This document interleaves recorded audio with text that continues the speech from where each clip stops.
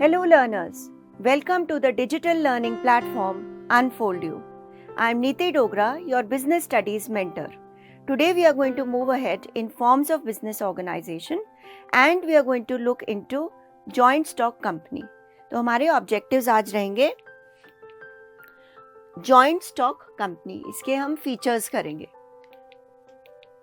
अब joint stock company क्या होती है? A joint stock company is an artificial person having a separate legal existence. यहाँ पे बहुत इंपॉर्टेंट है, separate legal existence, perpetual succession and common seal. मतलब कि it is an artificial person. Artificial person मतलब कि इसकी कोई फिजिकल एग्जिस्टेंस नहीं होती. ये ह्यूमन बीइंग्स की तरह एक फिजिकल चीज़ नहीं है. ये एक कंपनी है जो registered under the companies act 1956 और ये आर्टिफिशियल पर्सन है. Separate legal existence. Separate legal existence का क्या मतलब हुआ? इसकी जो एग्जिस्टेंस है इसके मेंबर्स से अलग है. कि अगर इसमें 100 मेंबर्स हैं तो ये अलग ही इसकी एग्जिस्टेंस होंगी. कल को कोई मेंबर्स नहीं भी होते हैं, सारे मेंबर्स छोड़ के चले जाते हैं, तब भी कंपनी विल बी देयर. इसलिए इसकी एग्जिस्टेंस मेंबर्स के साथ रिलेटेड नहीं है. With a perpetual succession and a common seal. ठीक है, तो मतलब कि लोग आते जाते रहें, कुछ भी हो, बट इट विल कंटिन्यू. और कॉमन सील, क्योंकि कॉमन सील क्यों? कॉमन सील मतलब एक स्टैंप. अब कॉमन सील क्यों है? क्योंकि कंपनी एक आर्टिफिशियल पर्सन है. आर्टिफिशियल पर्सन है इसका मतलब क्या है कि उसके हैंड्स या आर्म्स नहीं है जैसे हमारे होते हैं. तो अगर कुछ डॉक्यूमेंट वगैरह साइन करना है तो company can not sign itself. जैसे हम तो साइन कर सकते हैं, पेन हाथ में पकड़ा और साइन हो गया, बट अगर कंपनी ने साइन करना है, क्योंकि ये आर्टिफिशियल पर्सन है तो इसीलिए it has a common seal. कि अगर कहीं कंपनी के साइन होने हैं तो कॉमन सील लगेगी उसके ऊपर. फीचर्स. सेपरेट लीगल एग्जिस्टेंस, यही मैंने आपको बताया कि इसका एक सेपरेट लीगल एग्जिस्टेंस है जो मेंबर से डिफरेंट है. चाहे कोई भी मेंबर नहीं रहे तब भी कंपनी विल एग्जिस्ट. जैसे हमने पार्टनरशिप में देखा था कि अगर तो पार्टनर कोई भी छोड़ के जाता है तो partnership comes to an end. ठीक है. सोल प्रोप्राइटरशिप में देखा, अगर सोल प्रोप्राइटरशिप बिजनेस क्लोज करना चाहे तो बिजनेस बंद हो गया, बट अगर सोल प्रोप्राइटर का अनटाइमली डेथ हो जाती है तब automatically it comes to a close, क्योंकि existence is related to the sole proprietor. But इसमें द सेपरेट लीगल एग्जिस्टेंस है, कल को कोई मेंबर नहीं होता तब भी company will be there. Next feature है, it is an artificial person. Artificial person existing only in the eyes of law. ठीक है, it is not a real person like us. Registration is compulsory under the Companies Act 1956. The registration of the companies is compulsory under the Companies Act 1956. जैसे हमने देखा था, sole proprietorship की registration की ज़रूरत नहीं है, पार्टनरशिप की ऑप्शनल होती है, कोऑपरेटिव सोसाइटी में कंपल्सरी है. तो जॉइंट स्टॉक कंपनी की भी registration is compulsory under the companies act 1956.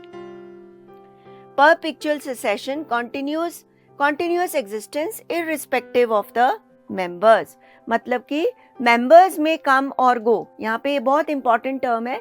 members में come और go, लेकिन company exists forever. ठीक है, तो it has got a perpetual succession, continuous existence irrespective of the members. Common seal.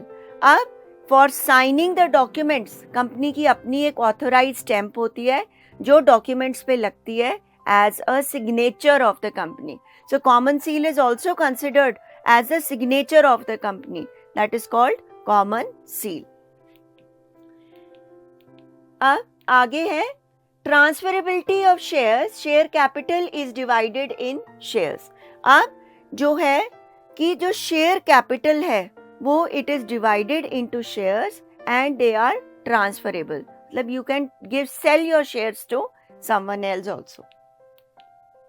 Members are free to withdraw membership by selling their shares. इसका क्या, transferability का क्या मतलब हुआ कि members are free to withdraw their membership.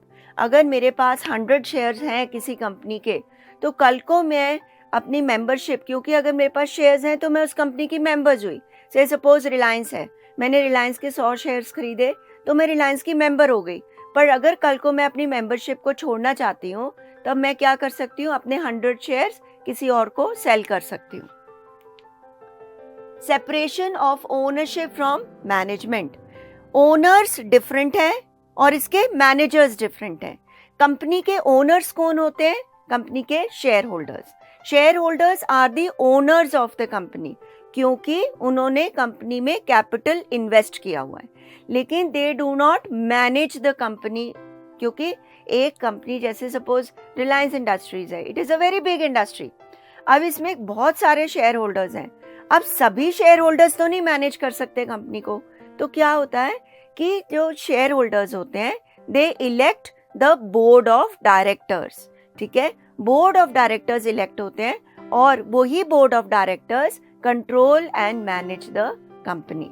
तो यहाँ पे क्या कहते हैं, company is owned by the share holders, क्योंकि ये शेयर कैपिटल लेके आ रहे हैं। It is managed by board of directors elected by the share holders. It is managed by the board of directors, और इन बोर्ड ऑफ डायरेक्टर्स को कौन elect करता है? Shareholders. Directors further appoint professional experts to manage. अब directors हैं तो जो professional help लेनी है किसी भी एरिया में, उसके लिए they can appoint the professional experts. Limited liability, it is limited to the extent of the share capital contribution in the company. और लाइबिलिटी क्या होती है शेयर होल्डर्स की? जितने का शेयर कैपिटल है उनके पास। अगर किसी के पास 100 शेयर्स हैं तो he will be liable to the value of 100 shares only, not more than that. That is why they have got limited liability. Unlimited liability नहीं है इनकी। अब now in this session we had done what is a joint stock company, क्या features होते हैं joint stock company के। अब हम quickly revise करते हैं whatever we have done. A company has a separate legal entity, perpetual succession, common seal, all of these. So company की separate legal entity भी है, different from its members. Company का perpetual succession भी है, क्योंकि it continues forever. Common seal भी है, which is the signature of the company since it is an artificial person. Therefore ये सारी की सारी options are correct. Therefore option D is correct, all of these. Artificial person means existing only in the eyes of law, person with limited liability, person with no liability, none of these. So artificial person means existing only in the eyes of law. उसकी कोई physical existence नहीं है, but in the eyes of law it is existing. Dash elects the board of directors. So कौन board of directors को elect करता है? Shareholders, debenture holders, option C both A and B, option D none of these. तो हमने अभी देखा share holders जो owners भी हैं कंपनी के, they elect the board of directors. So option A is correct. Share holders elect the board of directors. With this, we come to the end of this session, students. In case you have any doubts, please feel free to ask them in Ask Your Doubt section. Till then, keep studying well. Goodbye.